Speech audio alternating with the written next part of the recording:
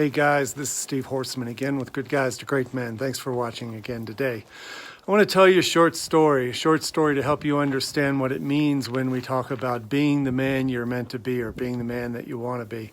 This is a story about a man who could not get a female to do what he wanted.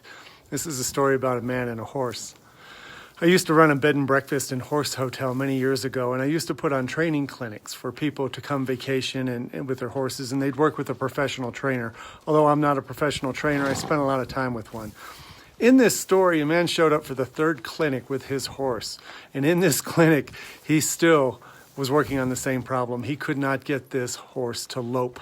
That's the Western word for canter. It's the beat after the trot. It's ba-da-doom, ba-da-doom, ba-da-doom. That's a lope. He could not get the horse to lope. He said, I've had this horse since she was a baby. I've been working for years, and I think she's broken. And the trainer said, well, what's going on? I kick her. He says, I kick her. And they're inside the round pen working. And he told the trainer, I kick her, and then I kiss at her, and I feed her, and she just will not go. I'm pretty sure she's broken. I think she's hurt. She's got something wrong with her. And the trainer said, can I get on her? And he said, sure, but you won't have any luck because she can't lope. You're probably already guessing how this story goes. The trainer puts a foot in the stirrup, throws a leg over the saddle, and gets on the horse, and he just starts walking her around.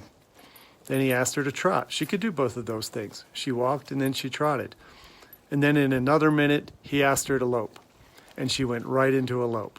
And the owner was standing there going, what the hell? What did he do? What happened? I've been working with this horse forever, and I cannot get her to lope. And the trainer would get her to lope and trot and walk, and back from a walk to a trot to a lope. And finally he got off her and walked over to the owner, and the guy said, what did you do? I've been trying this for years. What did you do? Why can't I get her to lope? And the trainer said something that could have been taken the wrong way, but he said, you're not yet the kind of rider that a horse will lope for. You're not yet the kind of rider that a horse will lope for. I've heard that said by men who are talking to other men about women and sex and affection. Guys who complain about not getting any attention or affection or intimacy from a woman. And I've heard men say, well, you're not the kind of man that women are intimate with yet. And that can hurt. That can sting. One thing we're working at the upcoming horse ranch is what's going on here. The horse ranch retreat I'm talking about in May.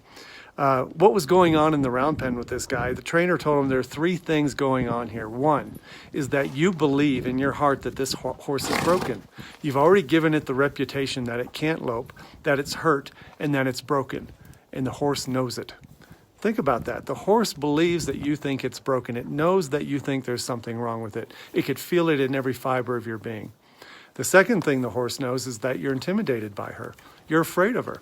You're not sure who to be or how to be. That's the third thing. You're afraid of her, and you don't know how to be or who to be with her, and she knows it. She senses your tentativeness. She senses your uncertainty and your frustration and your fear. And when she knows that you feel that way, she can't trust you to do anything you ask.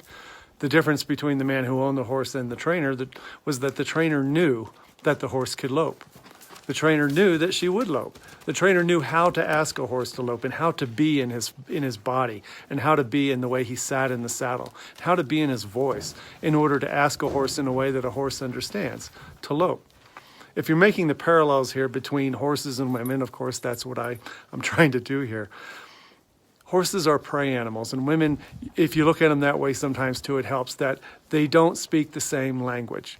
They have a certain level of distrust and skepticism and fear in their bodies that they get from a very young age. We're socializing women in the last many decades to be afraid of what men want, of what men ask for, and who men are, and what men really want, and what men really think.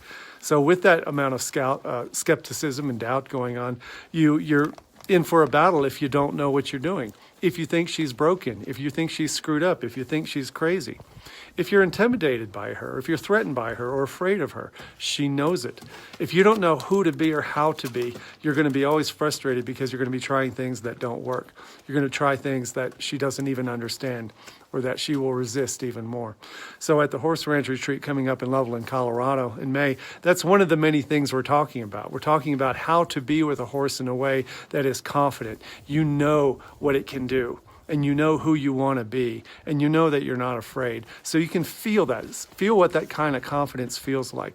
We're going to be working on 3 other questions too. The questions are, who are you really? What do you believe? What do you stand for? What do you really want in this life? What do you want to create? and where you're going. How are you going to get there? It's going to be 3 days and 4 nights. What is it? Three nights and 4 days. And it's going to be amazing. Private cabins on a river, all you can eat, incredible ranch breakfast. And I can't wait to get there. And I can't wait to share this story with you about how when you learn to communicate with a horse in a confident, non-threatening way and ask for it the way it wants to be asked, you can start to feel in your body that confidence.